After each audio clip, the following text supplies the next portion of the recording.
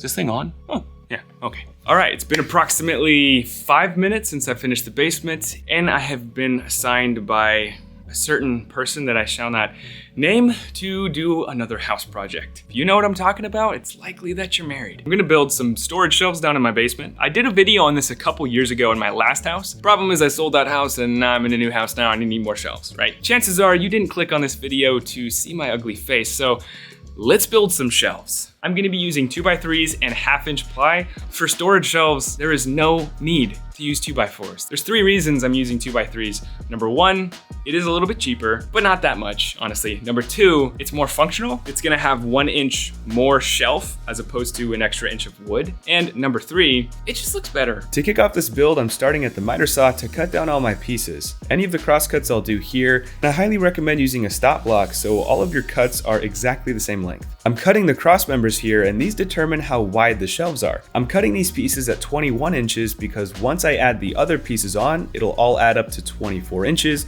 which is my desired shelf length. I'm building these storage shelves in the mechanical room in my basement, just to store some longer term stuff that we don't need to access all the time. You know, things like Halloween decorations, misbehaving children, stuff like that. I have 9-foot ceilings and I'm gonna do 4 shelves high every 20 inches. I'm using 3/4 inch plywood because I prefer having a material that's easier to slide boxes back and forth on, but you can go with something cheaper like OSB. After marking the center of the panels, I'm gonna cut them directly in half. By the way, this is my Craig AccuCut jig. It's like 80 bucks, brand new. Basically replaces a track saw. Can't plunge, you know, it doesn't have that, but it's cheap.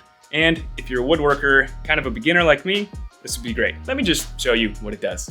My shelves are 2 feet wide and 8 feet long. So I ripped these plywood sheets right down the center, and that's gonna give me a 2 foot wide by 8 foot piece, which is gonna be perfect for the tops of our shelves. If you plan on doing more projects like this in the future, I totally recommend that you get this jig. It's fantastic for the money and it gets the job done very well. But it's also very likely that you just want to build shelves and building isn't a hobby that you want to take up.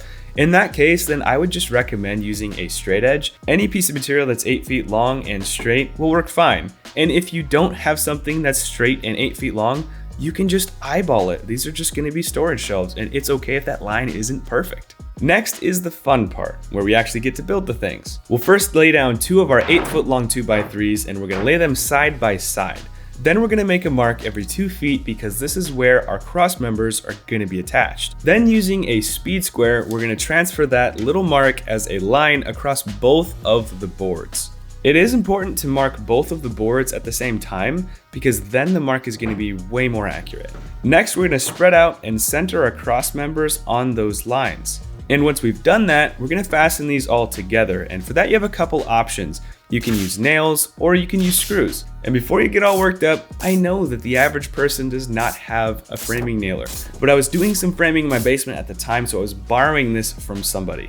And what kind of animal would I be if I didn't use the framing nailer that I had sitting at my house? I mean, come on, it's way faster. If you have one, you should use one. But alas, you probably don't. So just use a screw instead. These are your standard 3-inch construction screws, and they work fine. I had a couple spots where the nails didn't completely sink, so I just went back afterwards and pounded them in with a hammer. And now we can move on to actually building the shelves. If you're like me and you never ask for help, so you're doing this solo, you're probably gonna wanna cut some spacer blocks to help hold it off the ground, just to act as some extra hands while you're screwing it in. There are a few different situations here when you're installing these, and they're all based off your house and where you're putting these. My shelves are up against a concrete wall, so I'm gonna be attaching mine directly to the concrete wall. And if you don't want to screw them into the wall or can't for some reason, then you don't have to. You can put a support piece on the back and screw it right into that, and they'll just be freestanding and you can have them wherever you want. Here are a couple options if you want to attach them to your foundation wall. The first is a ram set, which uses a 22 cartridge to shoot a nail directly into the concrete, and this is my preferred way of installing bottom plates while framing. It's super fast and easy to use. You simply push down and pull the trigger. And the other option, which is a little bit more accessible, are top cons, which are just concrete screws. I started with the ram set because it's a lot quicker, but honestly, that didn't work out for me very well, and I think it's because I was shooting them horizontally as opposed to straight down, which I can put all my weight behind.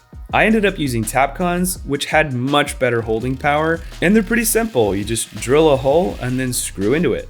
Next, I brought over a piece of plywood and set it on top of that frame that we just attached. I nailed this down using a 16 gauge finish nailer, but if you don't have one of those, you can use a variety of other things like a brad nailer or just screw it down. Then I installed some vertical supports to support the front of the shelves. As I mentioned earlier, if you're not attaching these to the wall, but you're just gonna build them freestanding, all you have to do is take these vertical supports and attach them to the backside as well, and you can have them freestanding wherever you want. And I wanna point out that I only shot one nail into the vertical support where it met the shelf, because I want to have some room for adjustability if I need to twist things a little bit to get it to line up with the other shelves. So then I added one more support here, and then I moved on to attaching the other side, and I'll be doing that with the exact same process that I just showed you. Except the first thing that I did when installing the frame on this side is screw it into the existing shelf that's already anchored to the wall, because that's where they're going to be meeting together. And if there's any inconsistency in the height of this shelf,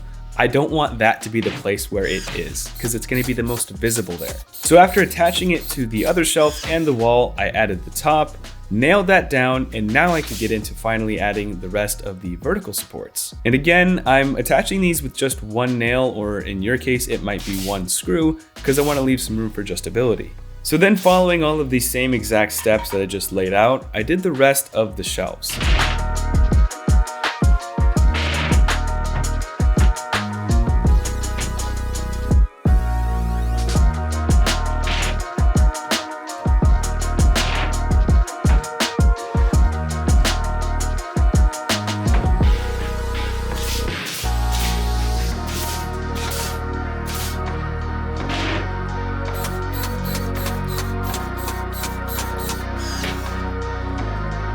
Once the shelves were completely built, I came back and added that second nail into all the vertical supports. And this last thing is really a personal preference, but I chose to flush cut all of the vertical supports at the top shelf. You could keep these if you wanted, because a lot of people will hang things like hoses or extension cords around the top of them. These shelves are the banana split of weekend projects, okay? They are the perfect weekend project. I was done within 4 hours of starting.